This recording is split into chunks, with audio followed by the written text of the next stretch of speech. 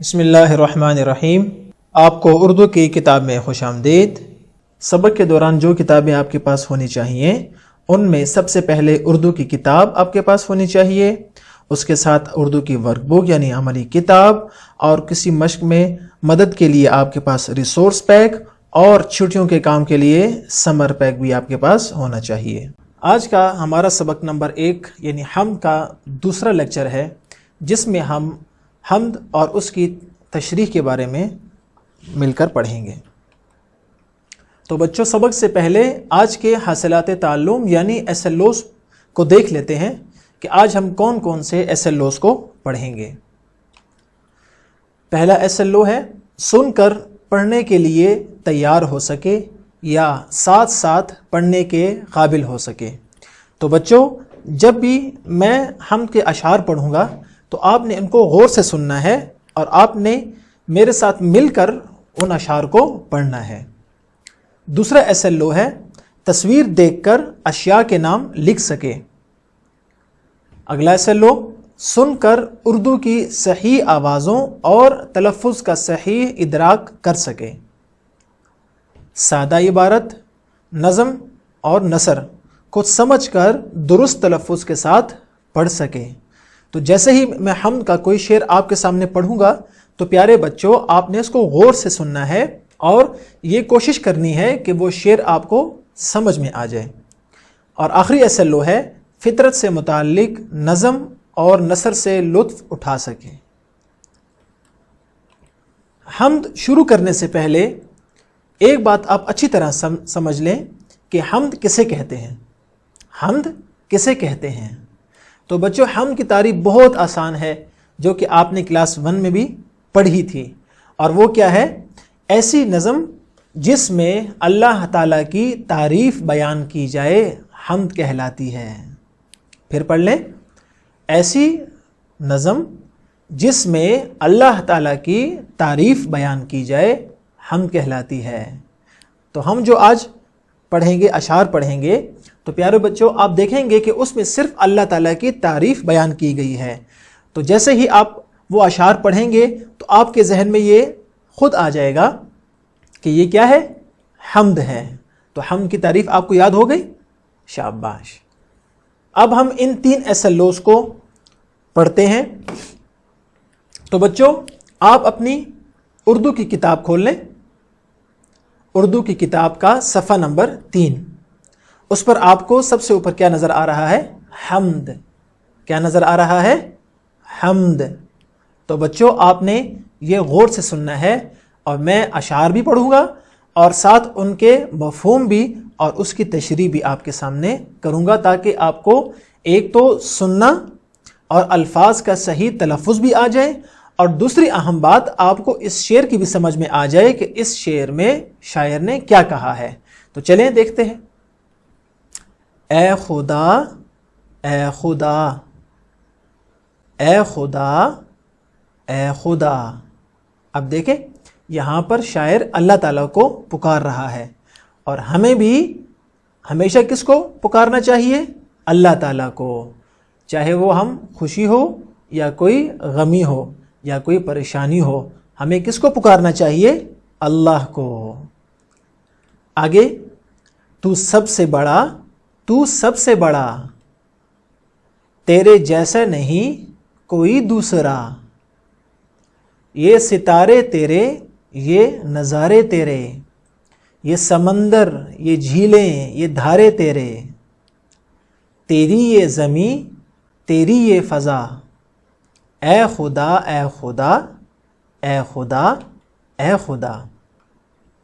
اب دیکھیں، یہ پہلا بند ہم نے پڑھ لیا۔ اس میں شاعر کیا کہہ رہا ہے؟ دیکھیں، تو سب سے بڑا، تو سب سے بڑا۔ اس بند میں شاعر کہہ رہا ہے کہ اللہ تعالیٰ سب سے بڑا ہے، اور ہم نماز میں بھی کہتے ہیں اللہ اکبر، اللہ اکبر، اللہ سب سے بڑا ہے۔ اور بچوں، آپ نے اذان تو سنی ہوگی نا؟ اذان شروع کیسے ہوتی ہے؟ اللہ اکبر، اور اس کا معنی کیا ہے؟ اللہ سب سے بڑا ہے۔ تو اس شعر میں بھی شاعر یہی کہہ رہا ہے کہ تو سب سے بڑا۔ آگے ہے تیرے جیسا نہیں کوئی دوسرا، یعنی اللہ تعالیٰ کی طرح کوئی اور خالق، مالک، رازق اور معبود نہیں ہے۔ اور آگے اللہ تعالیٰ کی 2 اشعار میں چند نعمتیں گنوائی گئی ہیں، اور وہ کون کون سی ہیں؟ نمبر 1 ستارے، نظارے، اس کے بعد سمندر، جھیلیں، دھارے۔ اور یہ نعمتیں گنوا کے شاعر کہتا ہے کہ یہ سب کس کا ہے؟ اللہ تعالیٰ کا۔ اور یہ سب چیزیں کس نے بنائی ہیں؟ اللہ تعالیٰ نے۔ یہ زمین اور فضا، یعنی فضا کا مطلب ہے ہوا، ہوا۔ تو شاعر کہہ رہا ہے کہ یہ زمین بھی اللہ تعالیٰ ہی کی ہے، اور یہ آسمان یعنی یہ ہوا بھی اللہ تعالیٰ ہی کا بنایا ہوا ہے، اور وہی اس کا مالک ہے۔ اب یہ تھا کہ یہاں پر کتنی چیزیں شاعر نے گنوا دی ہیں۔ اگلے شعر کی طرف آ جائیں۔ چاند سورج تیرا حکم پا کر چڑھیں، چاند سورج تیرا حکم پا کر چڑھیں، تیرے ہی حکم سے سب جئیں اور مریں، تیری ہی یہ زندگی تیری ہی یہ قضا، اے خدا اے خدا اے خدا اے خدا۔ اس بند میں شاعر کیا کہہ رہے ہیں کہ چاند سورج تیرا حکم پا کر چڑھیں، تیرے ہی حکم سے سب جئیں اور مریں، کہ اللہ تعالیٰ ہی کے حکم سے سب کام ہوتے ہیں۔ سب کام کون کرتا ہے؟ اللہ تعالیٰ۔ چاند رات کو جو نکلتا ہے، صبح سورج کا آنا، اور مغرب کے ٹائم جو سورج غروب ہو جاتا ہے، اور رات کو چاند آتا ہے، اور صبح چاند غائب ہو جاتا ہے۔ رات کا آنا، دن کا آنا، یہ رات اور دن کا بدلنا، یہ کس کے حکم سے ہوتا ہے؟ اللہ کے حکم سے ہوتا ہے۔ تو یہاں پر بھی شاعر یہی کہہ رہا ہے، اور آگے کہہ رہا ہے تیرے ہی حکم سے سب جئیں اور مریں، یعنی جینا بھی اللہ کے حکم سے اور مرنا بھی اللہ کے حکم سے ہوتا ہے۔ اور زندگی اور موت کا مالک کون ہے؟ اللہ تعالیٰ۔ تو سب چیزیں جب اللہ تعالیٰ نے دی ہیں، تو آخر میں شاعر کہہ رہا ہے تیری ہی یہ زندگی تیری ہی یہ قضا، کہ اے اللہ یہ زندگی آپ نے ہی ہمیں دی ہے، تیری ہی یہ قضا، اور یہ قضا، یہ قدرت، یہ فیصلہ بھی آپ ہی کا ہے۔ تو ہمیں چاہیے کہ ہم صرف اللہ ہی کی عبادت کریں، اور اللہ نے جو ہمیں زندگی دی ہے ہم اس کو اللہ ہی کی عبادت کے لیے خاص کر لیں۔ اے خدا اے خدا اے خدا اے خدا۔ آپ نے دیکھیں حمدی پڑھ لی، اور اس کی تشریح بھی آپ نے سیکھ لی۔ اب ہم چلتے ہیں اس حمد میں موجود کچھ نئے الفاظ کی طرف، اور دیکھتے ہیں ان کا معنی کیا ہے۔ پہلا لفظ ہے نظارے، نظارے، اور یہ غور سے سنیں تاکہ آپ کے تلفظ بھی درست ہوں۔ نظارے، اور اس کا معنی کیا ہے؟ دیکھنے کی چیزیں۔ دوسرا لفظ دھارے، دھارے، اس کا معنی کیا ہے؟ چشمہ، آبشار یا بہتا ہوا پانی۔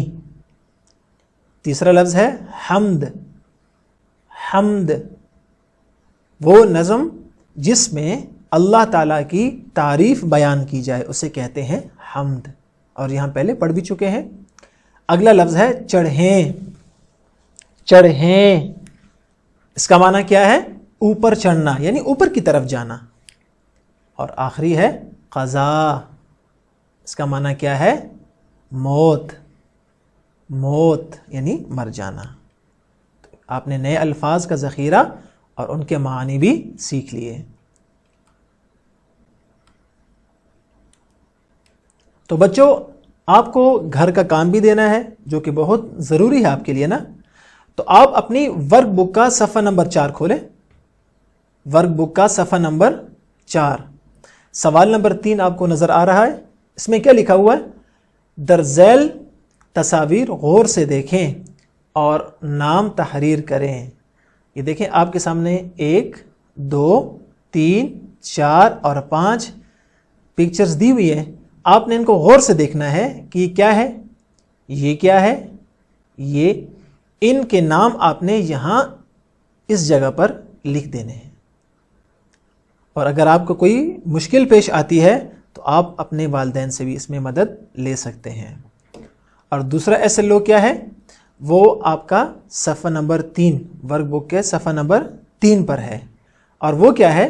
سوال نمبر 1 میں کہ حمد کے اشعار والدین بچے کو ساتھ ساتھ پڑھنے پر آمادہ کریں، یعنی والدین خود بھی یہ اشعار بچوں کے سامنے پڑھیں، اور یہ والدین کی ذمہ داری ہے کہ وہ بچوں کو یہ اشعار سنائیں، اور بچوں کو صرف سنانا نہیں ہے بلکہ ان کو ساتھ ساتھ پڑھنے کا بھی کہنا ہے کہ بچوں آپ یہ اشعار میرے ساتھ پڑھیں، اور یہ اشعار پڑھنے کے بعد بچے سے زبانی ان اشعار میں بیان کردہ اشیاء کے نام پوچھیں۔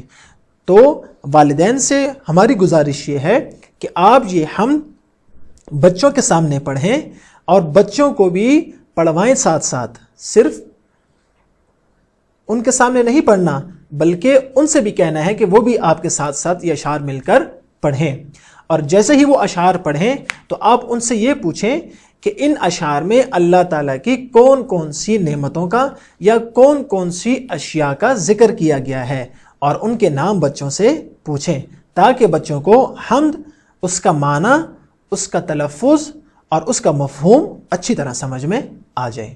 اگلے سبق میں پھر ملاقات ہوگی۔ اللہ حافظ۔